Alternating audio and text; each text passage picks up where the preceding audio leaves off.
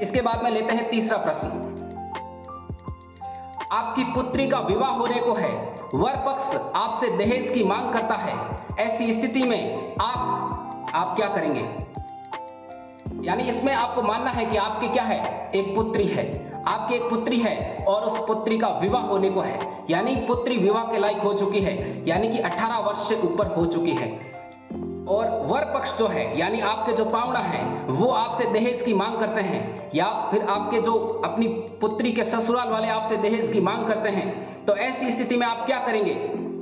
उनके सामने गिड़गिड़ाएंगे, ऋण लेकर दहेज की मांग पूरी करेंगे, दहेज की मांग नहीं करने के लिए उन्हें समझाने का प्रयास करेंगे, या अन्य लड़के से उसकी शादी करने पर विचार करेंगे।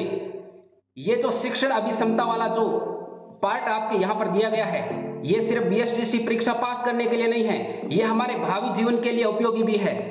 ये इसी प्रश्न से आप जो है देख सकते हो ये हमारे लिए भावी जीवन के लिए कितना उपयोगी है। तो यहाँ पर आपको क्या करना है, हमारे समाज में जो दहेज प्रथा है वो एकदम पूरी तरह से अभी खत्म नहीं हुई है, लेकिन हमें पता है कि ये जो दहेज प्रथा है ये पूरी तरह से खराब चीज है। दहेज प्रथा को खत्म करना जरूरी है। दहेज प्रथा एक कुप्रथा है। तो इसी को ध्यान में रखते हुए हम इसका जो राइट आंसर होगा वो हम क्या देंगे कि अन्य लड़के से उसकी शादी करने पर विचार करेंगे। यानी जो पक्ष दहेज मांग रहा है, यानी दहेज की मांग करता है, तो उसके साथ हम कदापि विवाह नहीं करेंगे। सबसे सटीक जो इसका आंसर होगा 3 नंबर वाला जो आंसर होगा हमारा, कि जिससे हमें 3 नंबर मिल सके, वो इसका चौथा ऑप्शन होगा। चौथा ऑप्शन होगा यानी कि अन्य लड़के से उसकी शादी करने पर विचार करेंगे। यानी इसका राइट आंसर जो होगा वो कौन सा होगा? चौथा ऑप्शन होगा। इसके बाद में देखिए 2 नंबर वाला जो ऑप्शन है, यानी कि जिससे हमें 2 नंबर मिल सकते हैं, वो कौन सा ऑप्शन है? जरा सोचिए। ऋण लेकर दहेज की मांग पूरी करेंगे या फिर दहेज की मांग नहीं करने पर उन्हें समझाने का प्रयास करेंगे? बिल्कुल आप तीसरे ऑप्शन पर जाएंगे।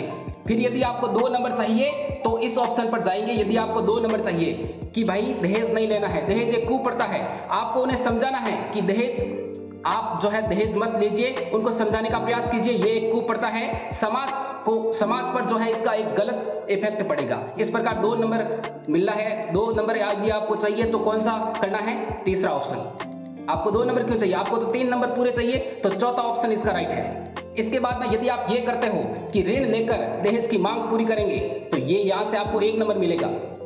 यदि आप उनके सामने गिड़गिड़ाएंगे तो आपको 0 नंबर मिलेगा।